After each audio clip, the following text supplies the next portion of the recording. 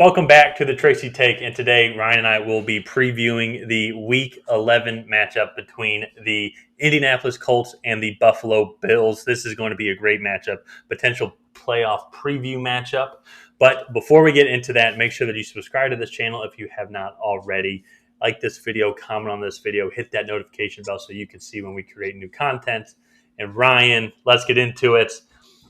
I will say the Colts are 5-5. They're on the outside looking in at the playoffs, but they have been playing really well as of lately. And I think a lot of it has been the pickup of their offensive line, which has opened up the running game, and Jonathan Taylor has been on tear, which has then opened up the passing game as well. What do you think the Colts have to do to beat this Buffalo Bills team, which coming into the season and currently right now is one of the top teams in the AFC? So I think they have to do exactly what you just kind of said. I think they have to run the ball.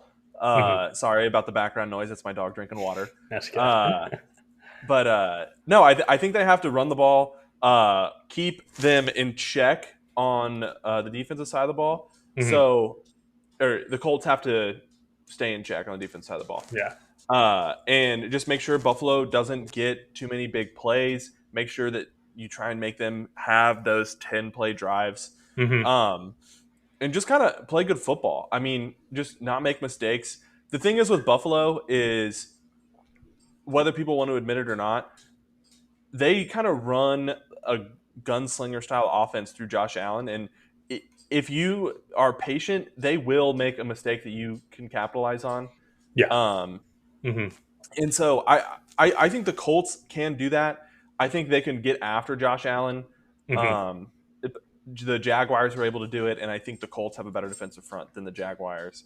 Um, Yeah. so I really think that the Colts can win this game. So Mm-hmm. Yeah, I think so as well. I think there's opportunities, especially with if they didn't have the run game going like how it has been, then I would say I don't think they'd have a shot because one of the issues with mhm. the Colts has been their passing game and their ability to kind of move the ball through the air.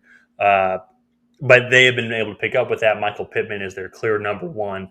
Then they kind of have a tight end by committee between Mo Alley Cox and Jack Doyle. Then they have Mhm. other receivers with Pascal. I believe T.Y. Hilton is still out. I don't think he is back yet. Yeah, I know he hurt his back. But the main force and the best part of this offense has been their running game with Jonathan Taylor in the backfield leading the way. You have a Naheem Hines as well, which is kind of a gadget guy. He can run the ball. He can catch the yeah, ball as well.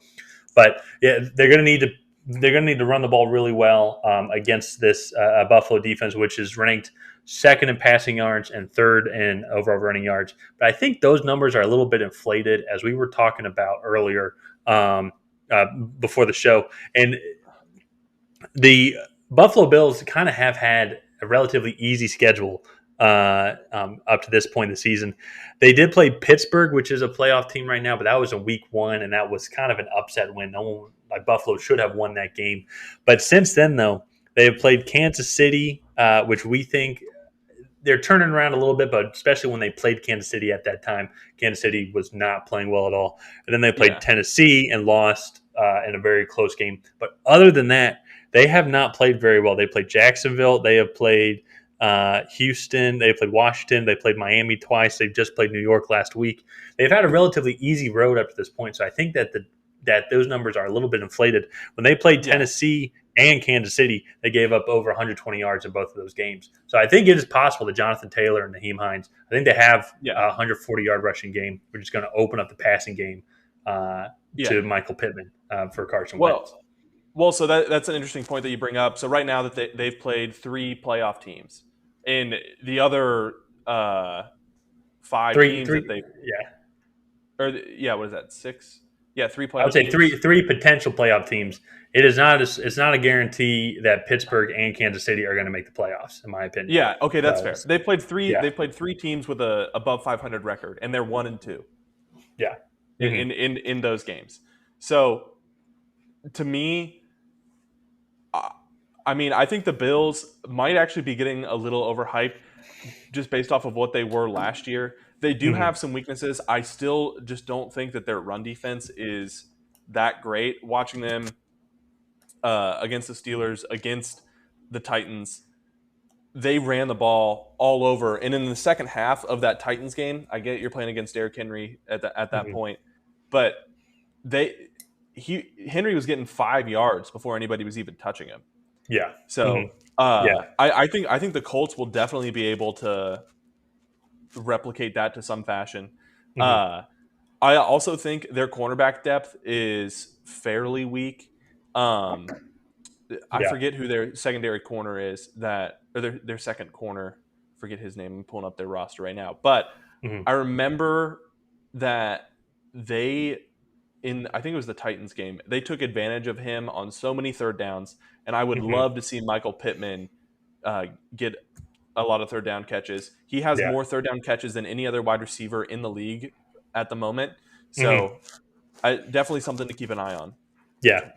Well, we've been talking negatively about Buffalo and the positivities for Indianapolis up to this point. But I think one Yeah, thing we really do need to address is this Buffalo Bills offense is still super explosive. You still have Stephon Diggs, Cole Beasley, Emmanuel Sanders, the Josh Allen, which is one of the best, if not the best, quarterbacks in the league.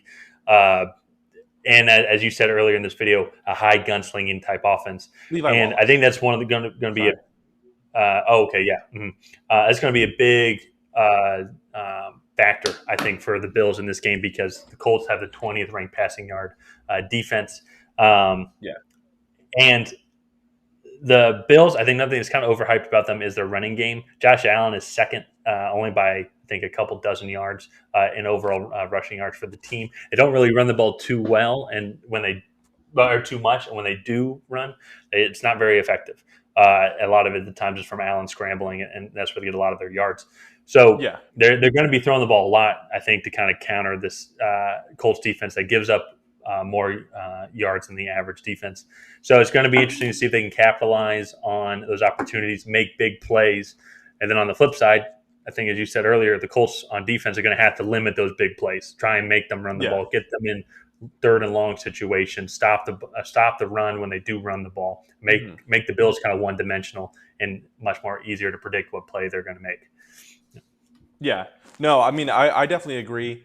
As far as predictions go, the over under for the game is 50, and Buffalo is a touchdown favorite, 7 points. So, Really, wow.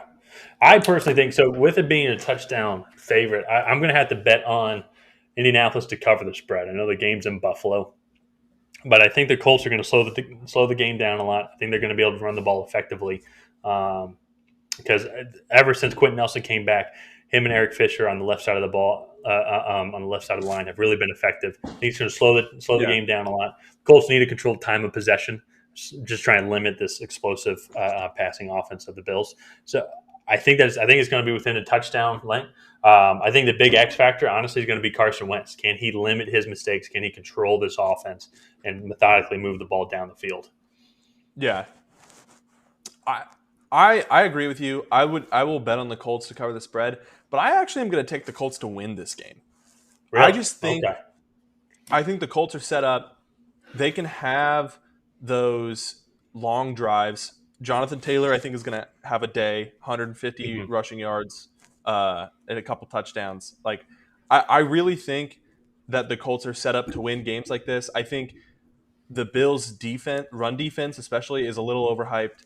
Uh, and I just think I really like Michael Pittman on third downs. I love their Hmm. tight end duo, uh, and I think it'll end up being a game similar to like the San Francisco game. I don't think it'll end up being a blowout.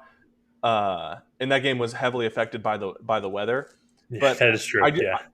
I just think the Colts will kind of go in there and they'll just like slowly take control of the game. Hmm. I just think Yeah. they'll slowly just kind of win. And so I'm going to say 27-20 in favor of Indianapolis. Okay. Yeah, I like that. I think it's going to be a little bit closer. I think it might come down to a field goal. I think I'm kind Mhm. of swaying towards either team.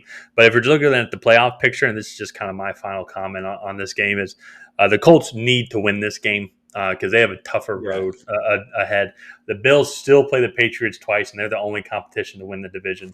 Colts Mhm. kind of their division hopes are kind of done for because they are 3 games back from Tennessee, and Tennessee's got I think the easiest schedule coming in actually based off record. Mhm. based on win percentage of opponents. So Yeah. I think Tennessee's got the division at this point. So the Colts need to win this game because they're competing against a lot of teams for those final couple wild card spots. Yeah, no. But I think this has playoff implications for both teams. If Buffalo loses, New England takes the number one seed in the AFC Hey, East. whoa, whoa! That's assuming they beat my Falcons. That's assuming they beat my Falcons.